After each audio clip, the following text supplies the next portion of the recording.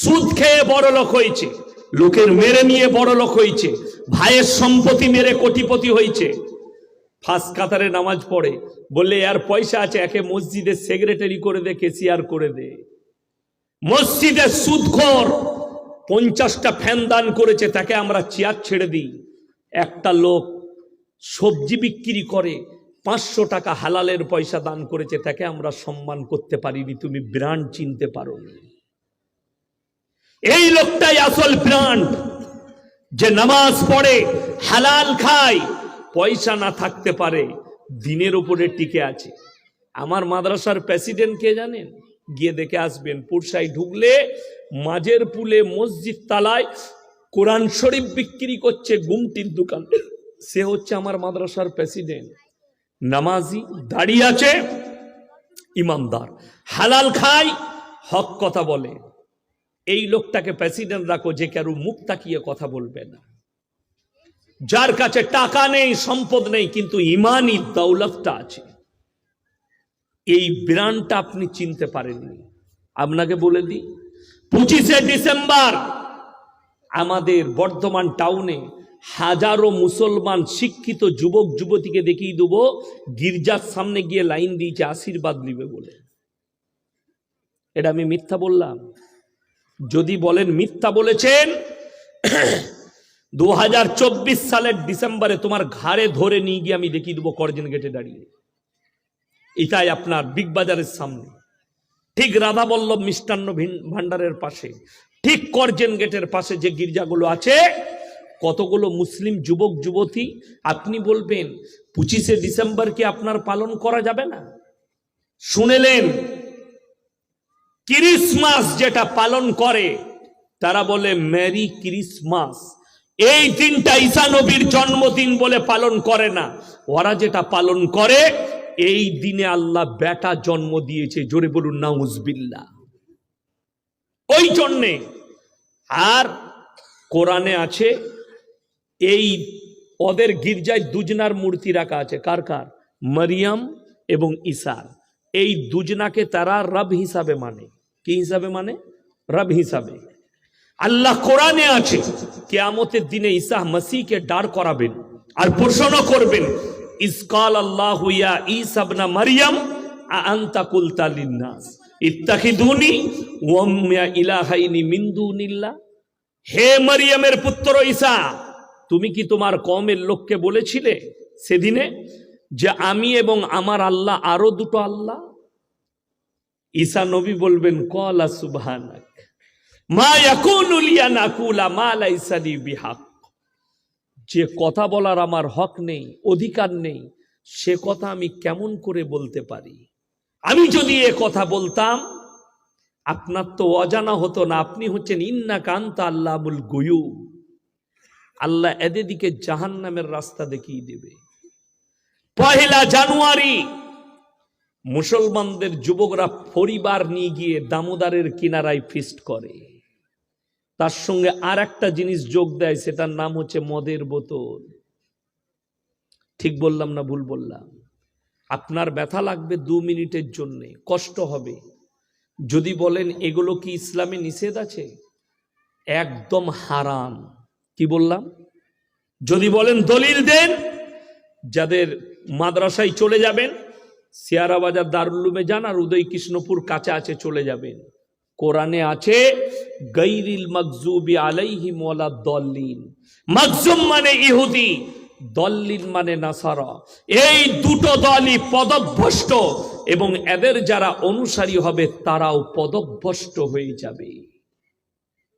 আপনি ইহুদি নাসারাদের অনুসরণ করছেন। আচ্ছা, আমরা মৌলবীরা আরবির প্রথম মাসের নাম কি? কথা বলেন, কথা বলে না? মুহররমের মাস। আমরা মৌলবীরা বলেছি 1 মুহররম ফিস্টি করে খাবি। আরবিতে আমরা মৌলবীরা বললাম না যে প্রথম মাসে ফিস্টি কর। শুধু তাই নয়, আমাদের দেশের যেনারা সনাতনী ভাই আছেন, আমার হিন্দু ভাইরা আমাদের সাথে বসবাস করেন, এই 1 জানুয়ারিটা তাদেরও পরব নয়। বাংলায় প্রথম মাসের নাম কি? বৈশাখ মাস। তো বৈশাখ মাসে জিজ্ঞেস করুন তো কোন সনাতনী ভাই, কোন মুসলিম ভাই আমাদের বাংলার কোন বাঙালি ফিস্টি করে খায়? আমরা ফিস্টি করি না। অথচ আমাদের যুবকরা বলছে 1 জানুয়ারি ফিস্টি করতে হবে। যে মা বাবা ছেলেকে উৎসাহ দিবে এলে পয়সা নিয়ে গিয়ে ফিস্টি কর, সব থেকে বড় পাপী হবে সেই মা বাবা। লেখে নিয়ে যান। যদি বলেন মৌলবীর কথা শুনতে হবে না, আমাদের কথা শুনো না, আমি তো তোমাকে জান্নাতেও নিয়ে যাব না। আর ওই মৌলবী আমি লয়, গোল আলু পয়সা দিলে। আমার আগে বলছিলেন না মিলাদের কথা, আমাদের দেশের লোক তো মিলাদ ওই জন্য করে। মারা গেছে কোথায় বললে? বাঁকুড়া মোড়ে অ্যাক্সিডেন্ট হয়ে মারা গেছে, তেলিপুকুরে অ্যাক্সিডেন্ট হয়ে মারা গেছে। কি করে? বলে 3 বোতল মদ খেয়ে গাড়ি চালাচ্ছিল। বলে অসুবিধা কিচ্ছু নাই, হুজুরকে দাওয়াত দে, হুজুর জান্নাতে পাঠিয়ে দিবে। হ্যাঁ, আমাদের মিলাদ হয় তো, মাতালে মিলাদ হয় না? কথা বলে না, এ মাতালে মিলাদ হয় না? মাতালে মিলাদ হয়, কোনো অসুবিধা নাই, হুজুর দোয়া করলি জান্নাত। এইটাই তো আপনারা চিন্তাধারা। মানুষের লোক নামাজ পড়ে না কেন? কিছু আমাদের জিলাপিখোর আর গুটকাখোর বেরিয়েছে, তারা কন্টেক্ট লিয়েছে আমরা দোয়া করে জান্নাতে দেব। এইটাই তো গোলমাল। আমি কিন্তু পারবো না। যদি বলেন মাতালের লেগে দোয়া করতে, পারবো না। আমাকে 1 সপ্তাহ আগে ফোন করেছিল একজন যুবক, 24 পরগনা থেকে, দক্ষিণ 24 পরগনা। একটা মুসলিমদের ছেলে একটা অমুসলিমদের বাড়িতে বিয়ে করে সেখানেই থাকতো। সেই ছেলেটা মারা গেছে, তার কি হবে? আমি কুকুরকে খাইয়ে দে, নদীতে ফেলে দে। বলে কেন? জানাজা নামাজ। আমি বলি যে মৌলবি পড়বে সেই মৌলবি কেলানি খাবে, 100% মার খাবে, সেই মৌলবি আল্লাহর কাছে পাকড়াও হয়ে যাবে। যদি বলেন কেন? আমি আমার বাপের দলিল দিতে আসিনি, আপনাদিকে কোরআন আর হাদিসের দলিল দেবো। যারা মনে মনে ভাবছেন আমি তো নামাজি, আমার ছেলে মদের ভাটিতে জীবন কাটায়, গাঁজার ভাটিতে জীবন কাটায়, বাদদিনীতে জীবন কাটায়, কিন্তু অসুবিধা নাই, মরে গেলে মাদ্রাসার তালবিলিম ডেকে কোরআন খতম করিয়ে, মৌলবি ডেকে মিলাদ পড়িয়ে 40-এ লোককে খানা খাইয়ে জান্নাতে দেবো। ওই লাইনটা এই শওকতের বেটার কাছে নাই, অন্য মৌলবীর কাছে হতে পারে, আমার কাছে নাই। যদি বলেন কেন নেই, শুনেলেন আমার নবী, বিশ্ব নবী জানাবে মুহাম্মাদুর রাসূলুল্লাহ, সকলে বলুন না সাল্লাল্লাহু আলাইহি ওয়াসাল্লাম। আল্লাহর হাবিব খবর এলো, ইয়া রাসূলুল্লাহ, আপনার চাচা যান যেন মৃত্যুর শয্যায় আছে। নবীজি গেলেন, চাচা মারা যাবেন, হাত দুটো ধরে বললেন, চাচা গো একবার কলমাটা পড়ে নাও, আমি আল্লাহর কাছে কেঁদে কেঁদে তোমার জন্য ক্ষমা চাইব। নবীজির চাচা বললেন, আমি যদি বার্ধক্যে কলমা পড়ি, লোকে বলবে মৃত্যু ভয়ে কলমা পড়েছে, আমি কলমা পড়তে পারবো না। নাউজবিল্লাহ বলেন, অস্বীকার করে দিলেন। আমার আল্লাহ আয়াত পাঠালেন, ইন্নাকা লা তাহদি মান আহবাবতা ওয়ালাকিন্নাল্লাহা ইয়াহদি মান ইয়াশা। হে আমার বিশ্ব নবী, পৃথিবীর মানুষকে বলে দাও আর তুমি শোনো, হিদায়েতের মালিক হচ্ছি একমাত্র আমি আল্লাহ। সকলে বলে হিদায়েতের মালিক কে? আল্লাহ। আমি তোমার হাতে দপ্তরটা দিইনি, আমার ইচ্ছা নেই তোমার চাচা আর কলমা পড়তে পারবে না। নবীজির চোখ দিয়ে পানি এলো, চাচা যান দুনিয়া ছেড়ে চলে গেলেন। আল্লাহর হাবিব আল্লাহর কাছে কি বললেন? নবীজি এর পরে হাত তুলে বসলেন আর আল্লাহকে বললেন, ওগো আল্লাহ, তুমি আমাকে যতদিন না নিষেধ করছো, আমি আমার চাচার জন্য কেঁদে কেঁদে আপনার কাছে ক্ষমা চাইব। নবীজি দোয়া চাইতে লাগলেন। নিজের চাচা, যে চাচা বলেছেন আমি বেঁচে থাকতে তোমার শরীরে কেউ হাত লাগাতে পারবে না, সেরকম চাচা নবীজি কলমা পড়াতে পারেননি, চলে গেছে। দোয়া করেছেন। আল্লাহ কি আয়াত পাঠাচ্ছেন নবীজির কাছে, উপদেশ কি দিচ্ছেন শুনেলেন। চোখ দিয়ে আপনার পানি আসবে, গায়ের লোম ঠাড়ো হয়ে যাবে।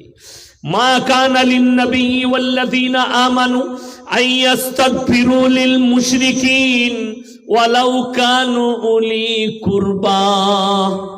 নবী এবং মুমিনরা শোনো, আল্লাহ শুধু নবীকে নয়, এখানে মুমিনদেরকেও উপদেশ প্রদান করলেন।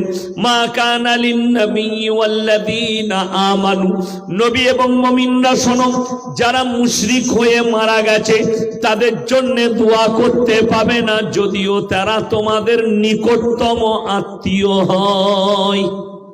নবীজির হাত নেমে গেল চাচার জন্যে, দোয়া করা নিষেধ। মুশরিক যে আল্লাহকে মানেনি, রসুলকে মানেনি, দিনকে মানেনি, তার জন্য দোয়া করতে পাবে না। যে ছেলেটা আল্লাহকে রসুলকে বিশ্বাস না করে সারা জিন্দগিটা মদের ভাটিতে জীবন কাটিয়ে দিল, আপনি অ্যাক্সিডেন্ট হয়ে মারা গেল, আপনি হুজুরকে বলছেন, আর হুজুর দেশি মুরগি খেয়ে গুটকাখোর জিলাপি হুজুর দোয়া করছে আল্লাহ জান্নাতুল ফিরদৌস দাও। তু হারাম করু, তোর হুজুর মার খাবে আর তুও মার খাবি।